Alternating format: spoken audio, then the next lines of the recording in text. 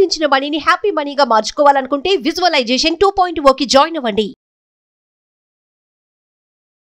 మామూలుగా ఇప్పుడు అబార్షన్స్ బాగా చేసుకుంటారు కదా, కానీ దానివల్ల హెల్త్ ఇష్యూస్ మాత్రం సివియర్గా వస్తాయి కదా. ప్రాణం పోయే వరకు కూడా వెళ్ళొచ్చు.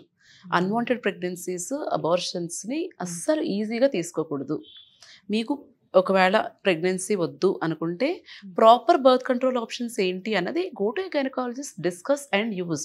మీకున్న సగం జ్ఞానంతో వాడేసి దానికి ప్రెగ్నెన్సీస్ తెచ్చుకొని ఏముందిలే అన్వాంటెడ్ ప్రెగ్నెన్సీ కదా అబార్ట్ అయిపోతుంది అని లైట్ తీసుకోకూడదు.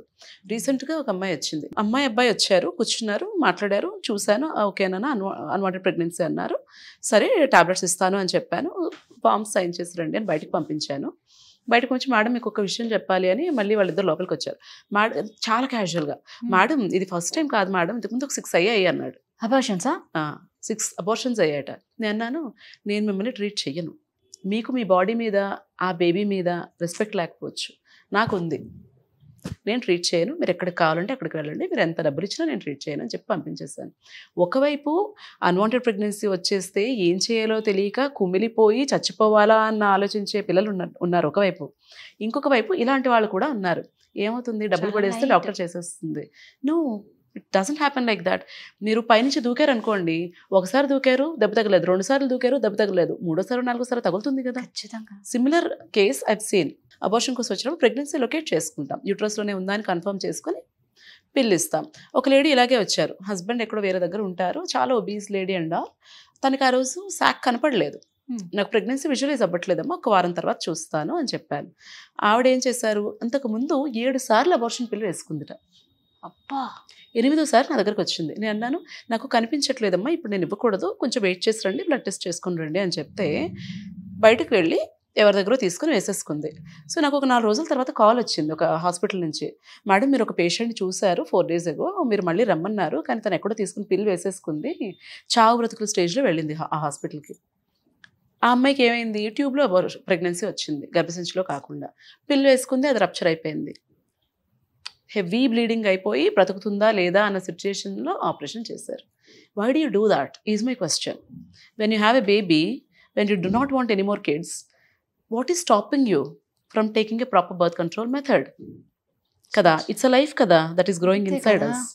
ఎలాగా 1 సారి 2 సార్లు 3 సార్లు 4 సార్లు 5 సార్లు ఎలా అలా క్షణిక సుఖానందం కోసం జీవితాలు, ప్రాణాలు పోగొట్టుకుంటున్నారు.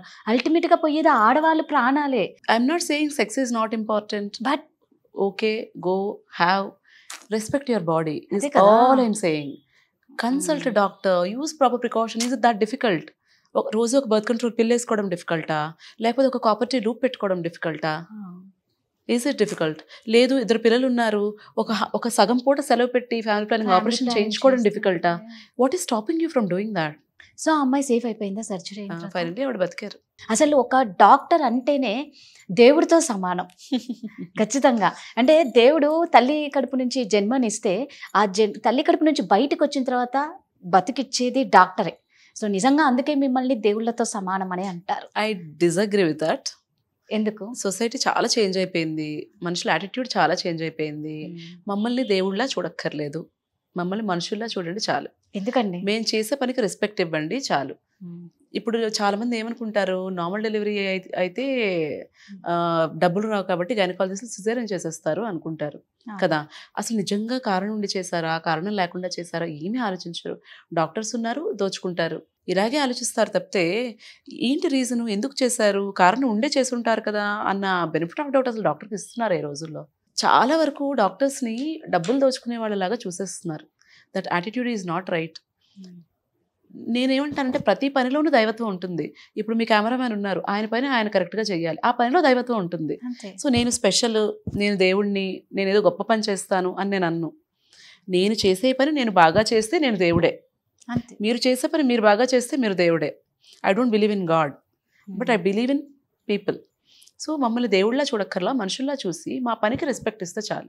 ఇంతలాగా చెప్తున్నానంటే చూసుంటాం మేము. అదే అర్థమవుతుంది. ఇప్పుడు అన్ని స్టోరీస్ షేర్ చేయడానికి టైం సరిపోదు. టైం సరిపోదు, అర్థమైపోతుంది అన్నం బ్రీఫ్గా నేను చెప్పాలంటే, ఒక అమ్మాయి ప్రీవియస్ 3 ప్రెగ్నెన్సీస్ లాస్ అయిపోయాయి, తర్వాత కన్సీవ్ అవ్వట్లేదని వచ్చారు.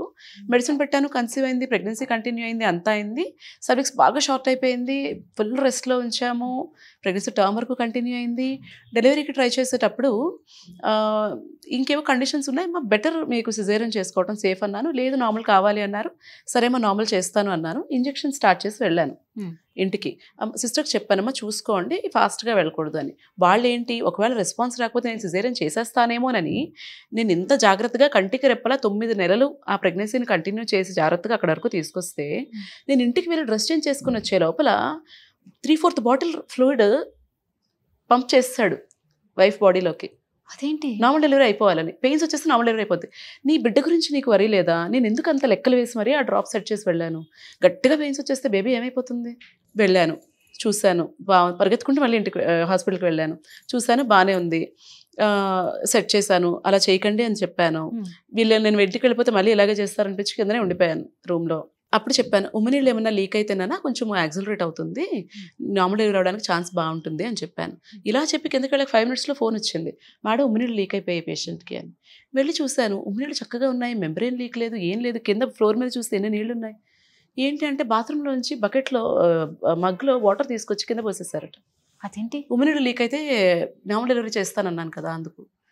అంటే నీ అవుట్కమ్, నీ గోల్ నార్మల్ డెలివరీ అయినా బేబీ ఎలా ఉన్నా పర్వాలేదా?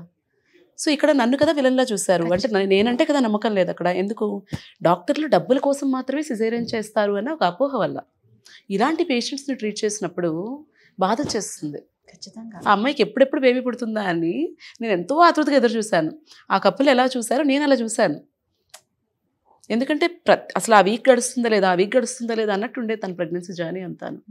When people treat you like that, I don't want you to treat me like a God, treat me like a normal person. ఇందాక మనం అనుకున్నాం కదా, అబార్షన్ పిల్స్, కొన్ని పిల్స్ వాడటం వల్ల కూడా క్యాన్సర్ వస్తుంది అన్నారు, అది నిజమేనా? లేదు, abortion pills won't cause cancer.